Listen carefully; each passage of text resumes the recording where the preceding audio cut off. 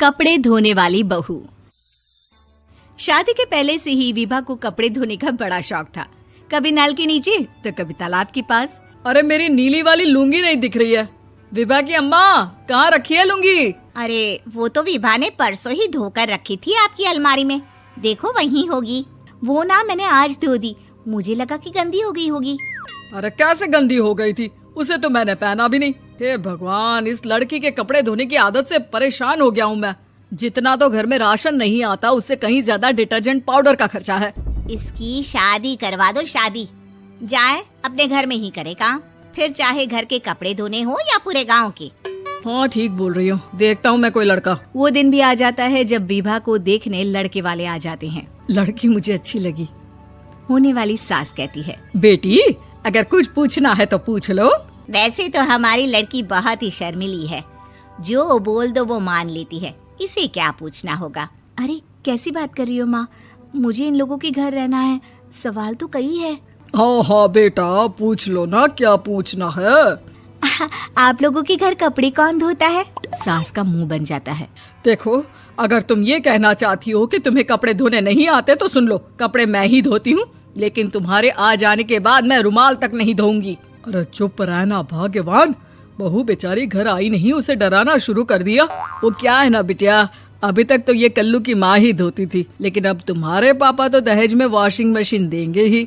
तभी विभा की माँ बोल पड़ती है, सवाल भी पूछा तो क्या। वैसे भाई साहब, मशीन की तो फिर भी कपड़े धोने की कैपेसिटी होती है। मतलब जो बिटिया दे रहे हैं ना विभा, इसे कपड़े धोने का बहुत शौक है। ये आप लोगों के क्या, आस पड़ोस गांव मोहल्ले सबके कपड़े धो दे और उफ तक ना करे।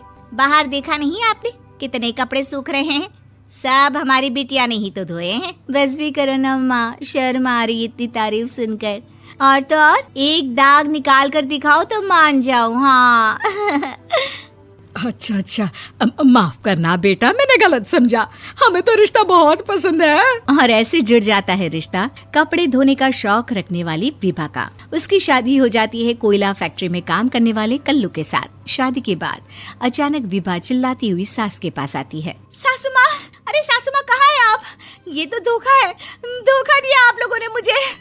इसे ससुर के चक्कर के बारे में पता चल गया। अरे तो उसमें तुझे क्यों धोखा मिला है? अरे नल में पानी नहीं आता, कपड़े कैसे कब धुलेंगे?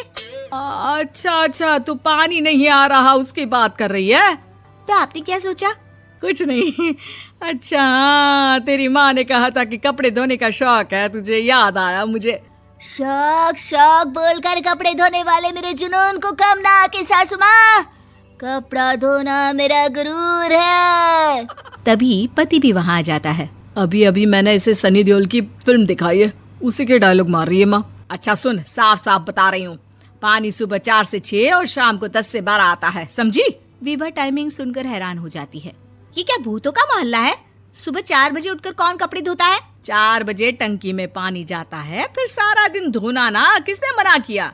अरे कैसी बात कर रही हैं? 200 लीटर की टंकी में कितने कपड़े धो लूंगी मैं? सुबह ही उठ जाऊंगी मैं। अब क्या था, विभा सुबह 4 से लेकर रात के 12 बजे तक कपड़े ही धोती रहती। एक रोज सास पड़ोस से निकलकर कहीं जा रही होती है कि साथ वाली कहती है, हाँ कल्लू की माँ, जरा ये बताओ कि 2 साड़ी है, 2 ब्लाउज और एक पेटीकोट और एक नाड़े वाला लंबा कच्छा।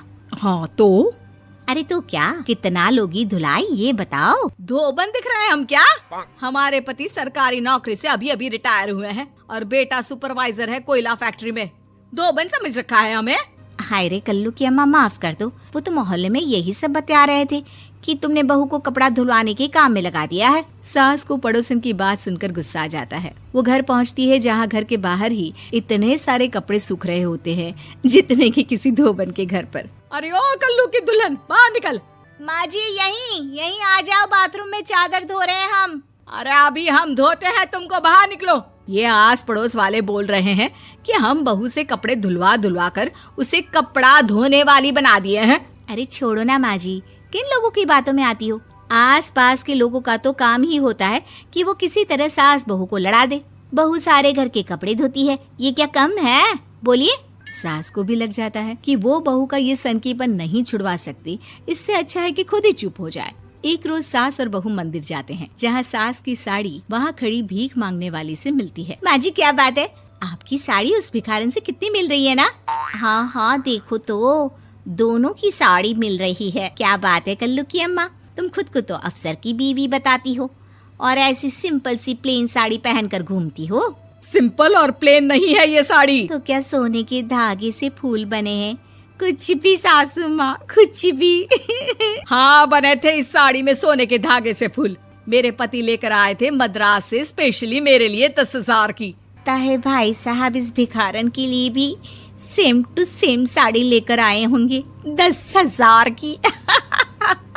सास उस वक्त तो कुछ नहीं कहती, लेकिन बहू के साथ घर आती है और अलमारी से एल्बम निकाल कर लाती है। ये साड़ी देख रही है, ये वही साड़ी है जिसे मैंने अभी पहना था।